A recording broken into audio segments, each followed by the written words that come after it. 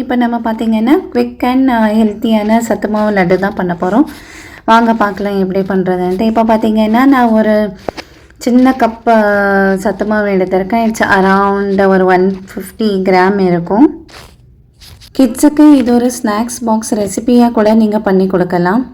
இல்லைன்னா உங்களுக்கு ஒரு ஸ்வீட் கிரேவிங் இருக்குது, ஆனால் எனக்கு ஒரு ஹெல்த்தியான ஒரு ஸ்வீட்டாக இருக்கணும்னா கண்டிப்பாக இதை நீங்கள் ட்ரை பண்ணலாம். இந்த ரெசிபியை கை பொறுக்கிற சூடளவுக்கு நல்லா வறுத்துக்கோங்க. கழுவி காய வச்சு வறுத்து அரைச்ச சத்து மாவு தான். ஆனாலும் நீங்கள் ப்ரிப்பேர் பண்ணும்போது ஒரு தடவை ஒரு 3-4 மினிட்ஸ் நல்லா வறுத்துக்கோங்க. இந்த ஸ்டேஜில் பார்த்திங்கன்னா ஒரு 150 கிராம் அளவுக்கு நான் ஒரு சத்து மாவு எடுத்திருக்கேன்னா அதே பவுலில் ஒரு 50 கிராம் அளவுக்கு நான் நாட்டு சர்க்கரை எடுத்திருக்கேன். நெய் கொஞ்சம் சூடு பண்ணிக்கலாம்.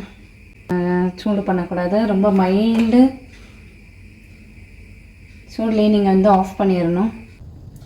நீங்கள் நெய் ஊற்றாத இந்த மாதிரி நல்லா டைட்டாக பிடிச்சிக்கோங்க, அப்போ தான் உதிராது.